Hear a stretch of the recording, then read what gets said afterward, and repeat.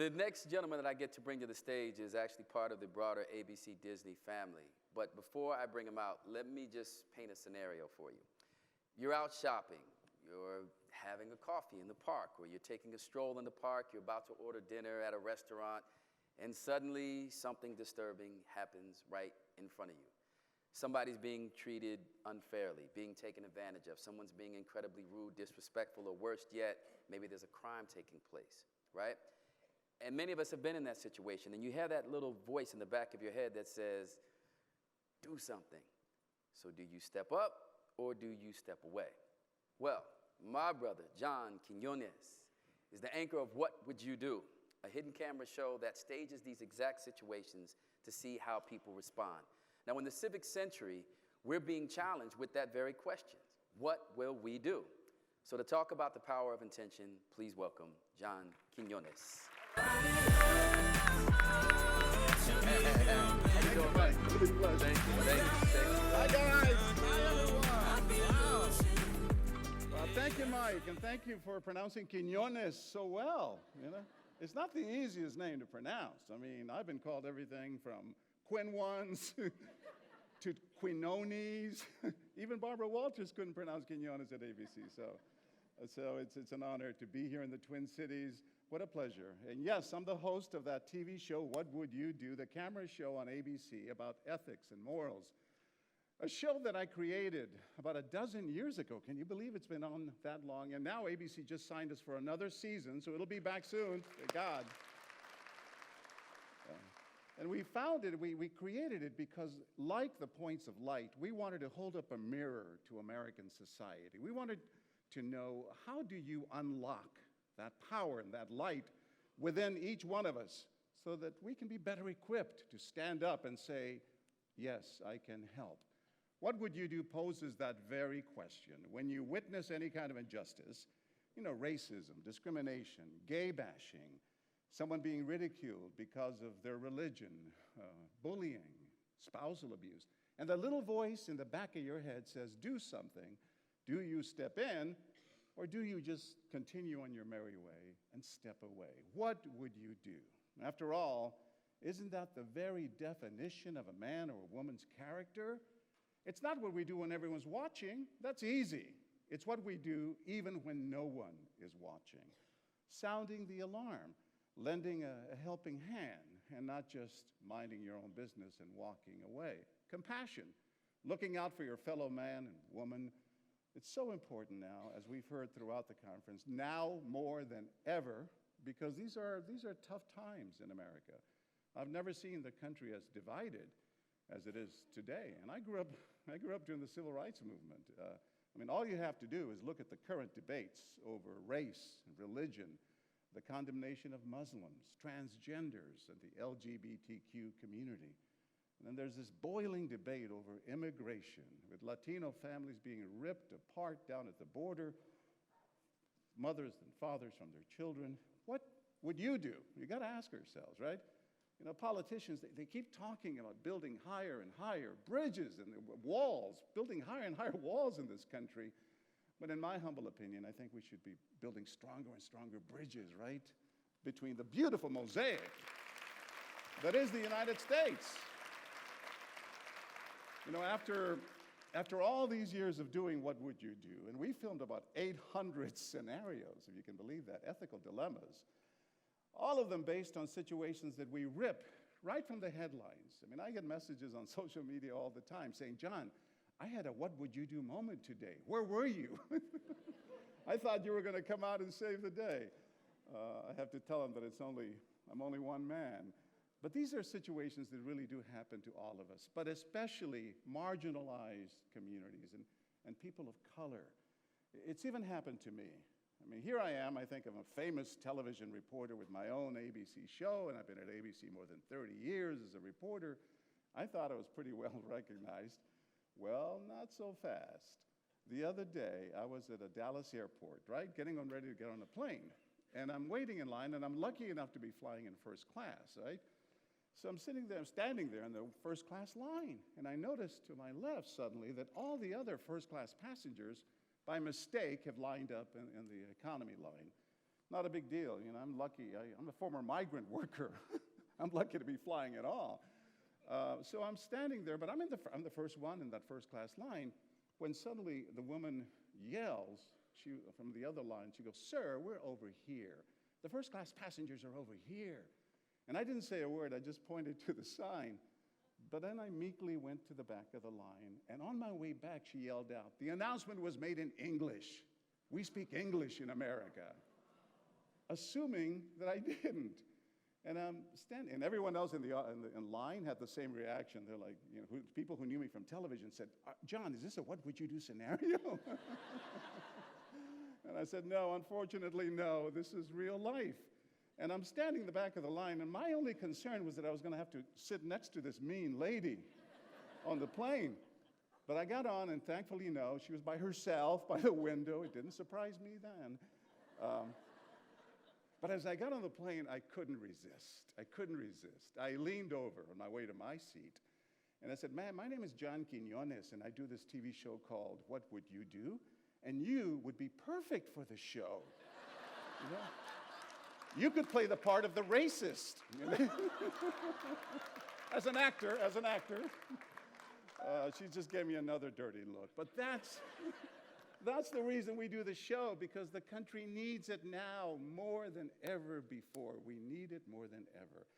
I got the greatest compliment the other day on social media. Someone wrote, "The world would be a better place if we all thought John Quiñones was in the next room monitoring our behavior, because of course we would be on our best behavior." Of course, the problem with hosting this show now for so many years is that I can't go have lunch or dinner anywhere without people saying, "What's going to happen? Where are the hidden cameras?"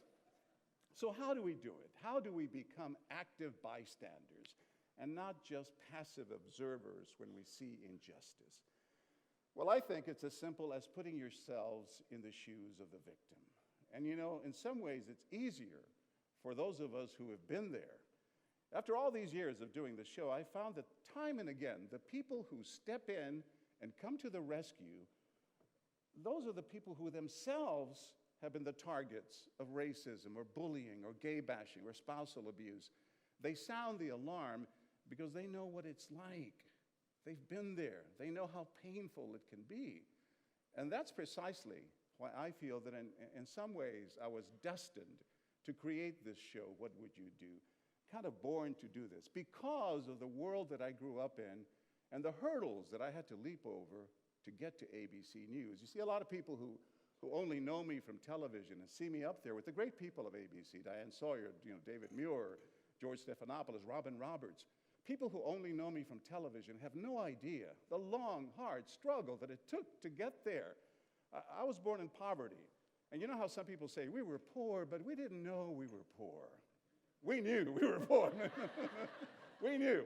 We had an old black and white television in the back of the house, and we knew how the other side lived. My family's been in Texas for 7 generations, but we didn't speak English. My father dropped out of the 3rd grade to pick cotton in South Texas. My mother dropped out of the 4th grade to help support her single mom. So they didn't finish even the 3rd or 4th grade. So they didn't. And in San Antonio, where 60% of the population is Latino, you don't have to learn English, even though we've been there 7 generations. I get a kick when people come up to me and say, "John Quiñones, you're Mexican-American. When did you cross the border?" And we've been there 7 generations. I'm more American than anyone in this room, I think. I tell people I didn't cross the border crossed me. And here I am speaking English. Now, don't get me wrong, I love America, I'm glad to be here. But it was tough. I'll never forget being in the 1st grade. This is before bilingual education. And we didn't get, none of that. I didn't go to preschool or kindergarten. My 2 sisters and I, we couldn't afford it. So I went straight to public school, the 1st grade, at Carvajal Elementary in San Antonio on the west side. And I remember being in the class then, my little 6-year-old Juanito Quiñones sort of twiddling my thumbs because I didn't understand English and the teacher didn't speak Spanish. So at 10 in the morning, the school bell rings. It's recess time. Where do all the children go? To the playground. Where does little Juanito Quiñones go? I walked home. I lived 2 blocks from the school. And I remember going to my front door and my dear mother, Maria, going, "Juanito, ¿qué pasó?" And I said, se acabó. It's over, Mom. I like school. 2 hours and you're done. This is going to work out very nicely. She grabbed me by the ear and dragged me back to Mrs. Gregory's class because she knew the importance of a college, getting an education. We were poor, man. I remember my dad was laid off from work. He was a janitor in my high school, Brackenridge High School, for those of you in San Antonio, from San Antonio. And so we did when my father was laid off, we did what a lot of Latino people in South Texas did. We became migrant farm workers. My two sisters, Rosemary, Irma, and my mother Maria, and I, my father, we jumped in the back of these trucks with strangers, and we journeyed 1,700 miles from San Antonio, Texas, to Northport, Michigan, the cherry capital of the world, where we picked cherries for 75 cents a bucket. And I remember teetering on the top of these ladders, my mother, my father, and my two sisters, and with a bucket strapped around my neck, and it would take me 2 hours to fill that darn bucket. 2 hours, 75 cents. We did that for 7 weeks, and then we did what all migrant farm workers do. We followed the crops down to Ohio, to Toledo, Ohio, a little town called Swanton, where we picked tomatoes for 35 cents a bushel. And man, I was a champion tomato picker. With these hands, I would do 100 bushels a day. My dad would do 130, and my sisters would contribute, and my mother would contribute, and we learned the value of the family coming together, right, in times of difficulty, as many of us here have today, and pulling ourselves up by our bootstraps. But I'll never forget being on my knees on the cold, hard ground at 6 in the morning with my father Bruno, looking at a row of tomato plants that for a young 13-year-old boy's eyes seemed to go on for miles and miles. That's what I had to look forward to that day. And my father Bruno looking down and saying, Juanito, do you want to do this kind of work for the rest of your life?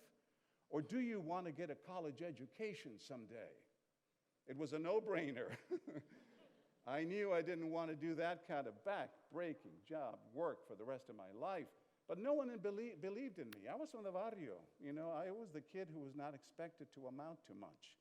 The great African-American poet Maya Angelou wrote that we all marvel at the beauty of a butterfly, right? We all marvel at the gorgeous butterflies and the wingspan and the colors, but seldom do we consider all the changes that butterfly has to go through to attain that beauty. And man, I'm no butterfly, but I struggled and we worked and we came back to school and I remember, struggling and asking my teachers, how do I prepare for the SATs? How do I prepare for the ACTs? How do I take advanced placement classes, right? English, math, biology.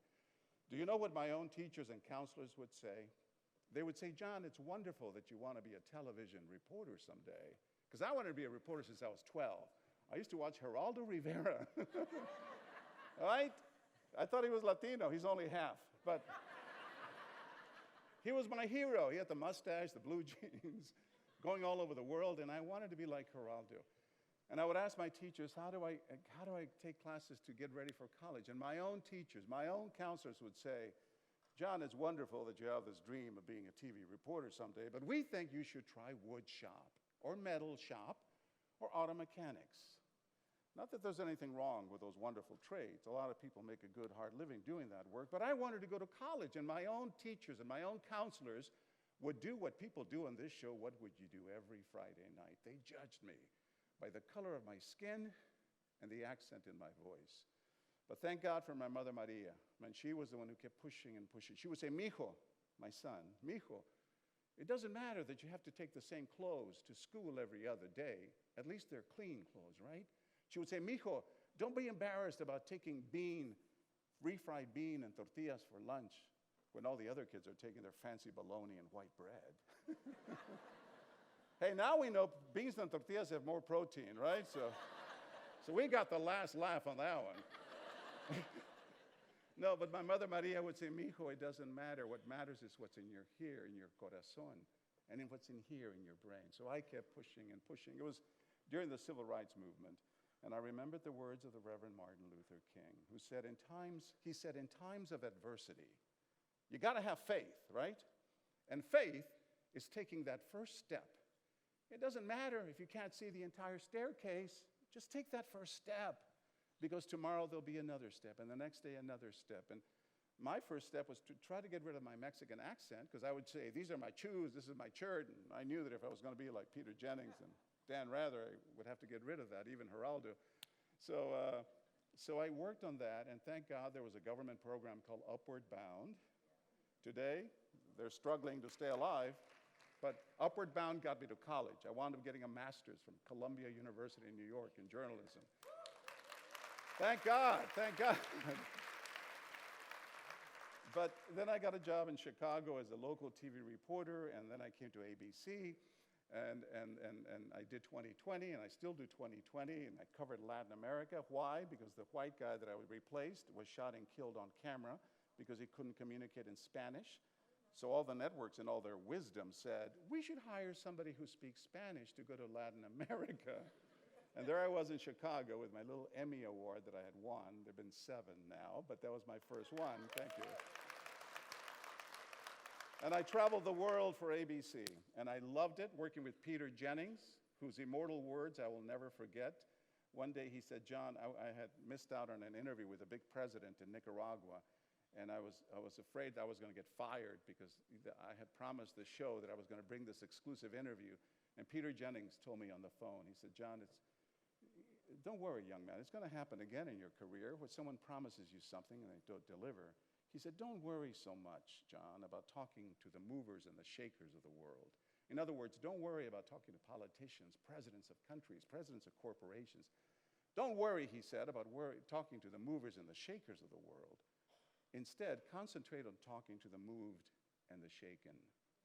In other words, talk to the real people, the real victims of war and natural disasters. As a Latino reporter, he said, you can do stories that even Peter Jennings, can't do. And that's what I spent doing for 20 years, all over Latin America and Iraq and the Middle East. But it's funny, today, the one show that people recognize me for more than anything is What Would You Do? Because it puts you on the spot. And we do all kinds of scenarios. I don't know if you saw one where we chained a brand new bicycle to a park, right? And we had someone pretending they were stealing the bicycle. So we had an actor, with a baseball cap, a hacksaw, and wire cutters to cut the chain of a brand new bike. And we set it up right along a jogging path where people are jogging and walking their dogs and pushing their baby strollers, right? So we had them pretending, we told the actor, if someone asks you if you're stealing the bike, say yes.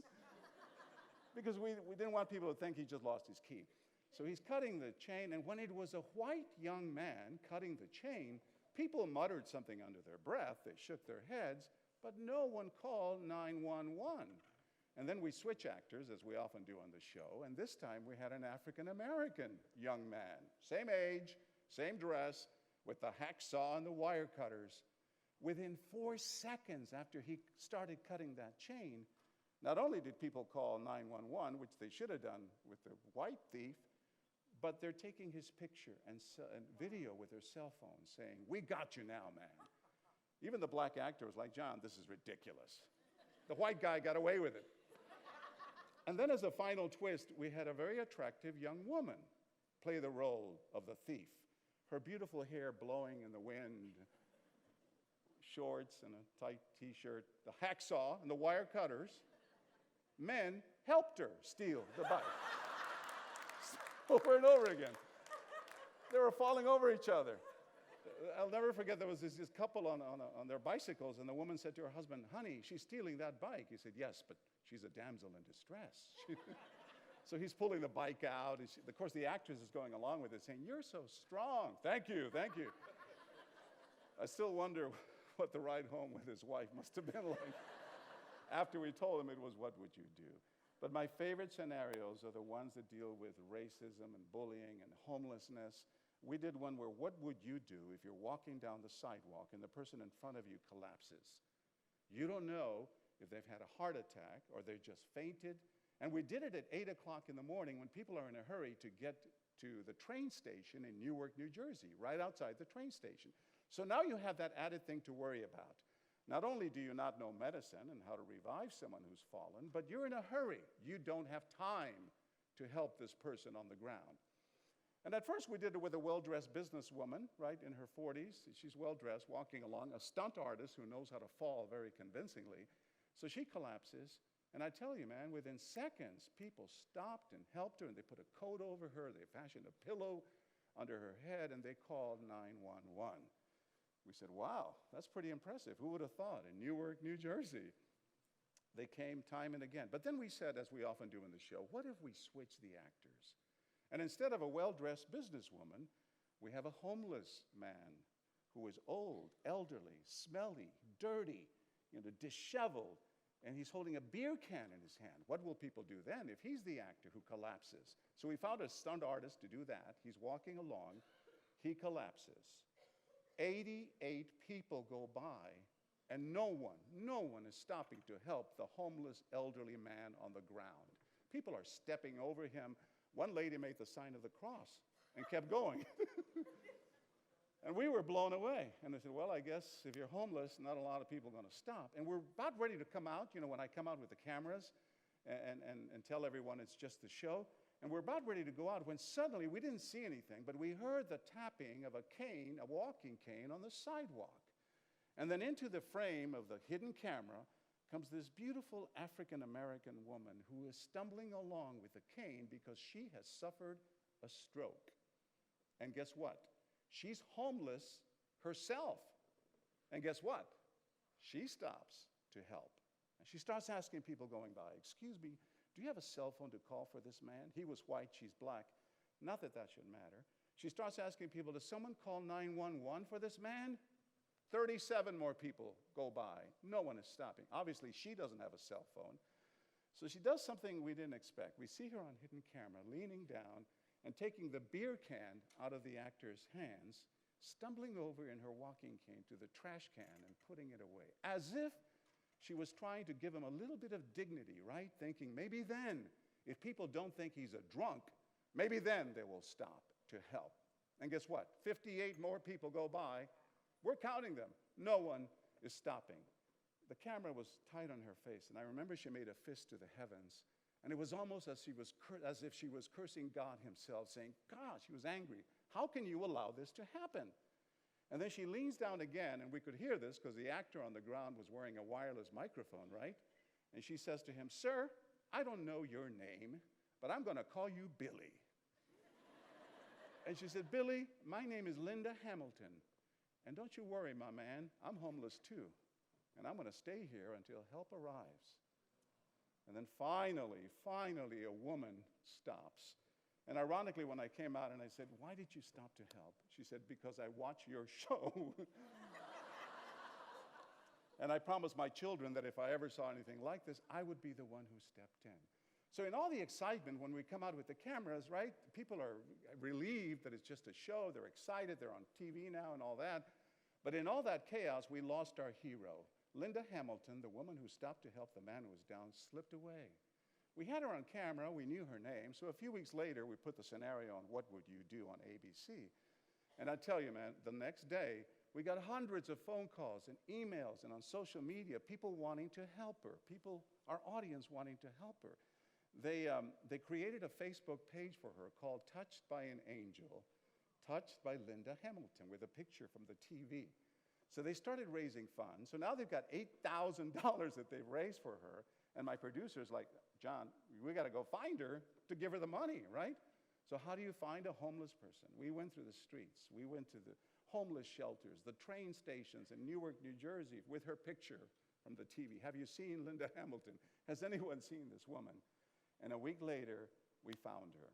And my producer said, well, we have to go do an update so we can interview her about why she did what she did. So I met Linda Hamilton on some church steps in Newark, New Jersey. And we got her, I showed her the video, and she said, that's me? I said, remember, the man fell and you came to his rescue? I said, it was all part of the show. She goes, oh. So we got her $8,000 in the bank. We got her a place to live. We got her medicine that she was supposed to be taking for her heart that she wasn't. And the thing that made her most excited of all, we got her own cell phone. So like a 12-year-old girl with her first phone, she was jumping up and down with joy. And I said, now, Linda Hamilton, the next time you witness an injustice, you can call 911. But amid all that, I said, Linda, people are calling you a hero. People are calling you an angel. They created a Facebook page for you called Touched by an Angel. Are you? Do you consider yourself a hero? And she looked at me, she goes, no way, John Quiñones. No way. She goes, let me tell you what happened that day. She said, I think God put me on that corner, on that street, on that day, because he knew you were there with your What Would You Do cameras, and he wanted to teach people a lesson. And who better to teach that lesson than someone who has been there, someone who has walked in the shoes of the homeless. So today I leave you with that message. The next time you witness something wrong, you witness an injustice, racism, bullying, and that little voice in the back of your head says, do something, remember the words and the actions of Linda Hamilton. This woman who was homeless, she had suffered a stroke, and yet she helped to help a stranger who was down, not because she was going to be on national television, she didn't know that, not because she was going to get $8,000 in the bank and a place to live and medicine for her heart and her own cell phone. She didn't know that. She stopped to help a stranger because, as my dear Mother Maria would say, her corazón, her heart, told her it was the right thing to do. Thank you for what you're doing here today. It's been a pleasure talking to all of you. Really, thank you so much. God bless all of you. Thank you. Thank you all. It's been a pleasure. Thank you. Amen. You got it, brother? Amen.